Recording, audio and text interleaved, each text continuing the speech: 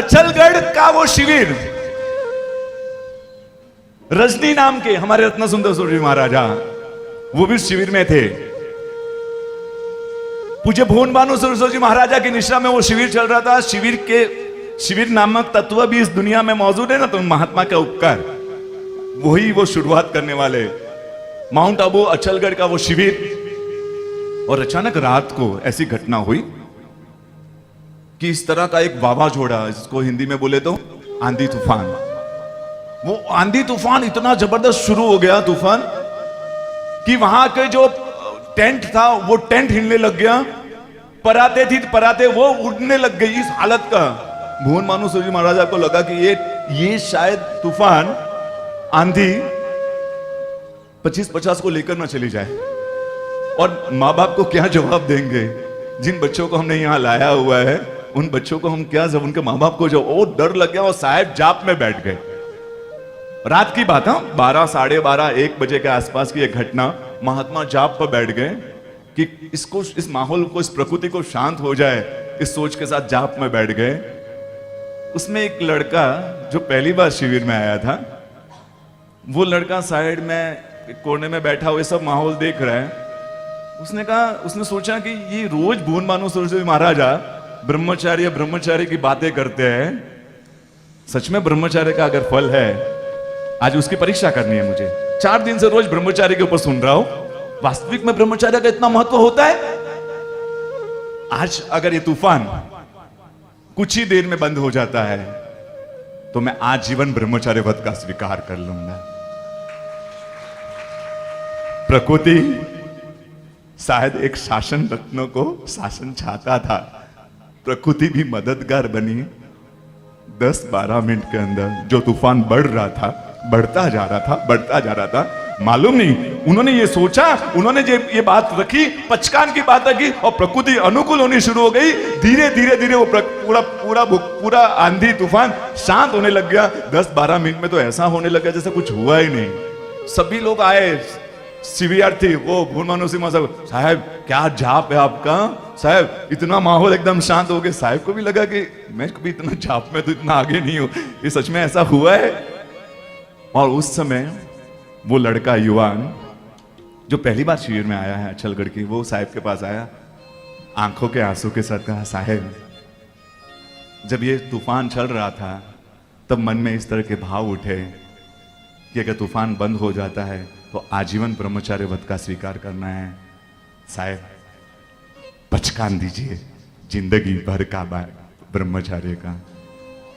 तब साहब ने सोचा, मैं ये सोच रहा था कि मेरे कारण बंद हुआ है, मेरे कारण नहीं, ये आत्मा का एक व्रत में जो आ रहा है ना जीवन भर के लिए, उसके प्रभाव से प्रकृति को भी शांत होना पड़ा। और उन्होंने हाथ जोड़े, फिर कहा, वो हाथ जोड़ने वाले कोई और नहीं, हमारे कुमारपाल विशा। शासन को एक ऐसा सुबट, ऐसा सैनिक उस दिन मिला, हाथ जोड़ा उन्होंने, आजीवन ब्रह्मचार्य व्रत का स्वीकार किया और कहा, साहब गुरुदेव ने कहा कि घर में पूछ ले तू, क्योंकि इतना बड़ा व्रत में तू जा रहा है, घर में पूछ तो ले। उन्होंने कहा, लड़की को भगा कर जाता ना तो घर में पूछने नहीं जाता, कोई गलत काम करते तो हम घर में नहीं पूछते, ये तो अच्छा कार्य कर रहा और परिवार अनुकूल है साहब, वो आगे ही बढ़ाएगा, आप मुझे पचकान दे दीजिए। पचकान लेने के बाद कहा, साहब खेत तो बना रहा हूं ब्रह्मचार्य का, फेंसिंग वॉल भी होनी चाहिए, मेरा खेत सुरक्षित रहे, नहीं तो कोई भी बाहर से कुछ भी नुकसान हो सकता है, फेंसिंग वॉल होनी चाहिए। क्या करना है? आजीवन घी का त्याग। उसी समय नियम ले लिया कि विगई पोषक होगी, मेरे इस नियम में बाधक न बन जाए।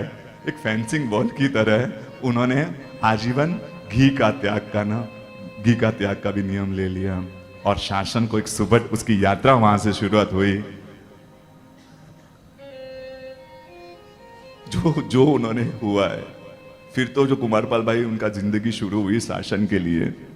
1979 की वो घटना, मोरबी में बाढ़ आई, पूरा मोरबी तहस नहस हो गया। 20-25 साल पहले पीछे चला गया मोरबी। उस समय ये कुमारपाल भाई के साथ ये सब जो आपके आगे बैठे हुए ना, ये शासन के सुभट है, शासन के सैनिक है। ये सब पूरी टीम वहां पर जुड़ी वहां पर और सब काम कर रहे हैं। उसमें कुछ आरएसएस के भी टीम के लोग जुड़े, हाफ चड्डी पहनकर। आजकल तो पैंट पर आ गए, हाँ उस समय तो हाफ चड्डी ही होती थी। आज भी 2 साल 5 साल पहले तो उनके वही थी ड्रेसिंग। और उसमें उस समय अटल बिहारी वाजपेयी रक्षा मंत्री थे या विदेश मंत्री थे, ऐसा कुछ था, हाँ विदेश मंत्री थे। और ये पूरी टीम आरएसएस के भी 20-25 लोगों की टीम जुड़ी और वो टीम ने कुमारपाल भाई के नीचे काम किया और वो पूरा काम संभाला।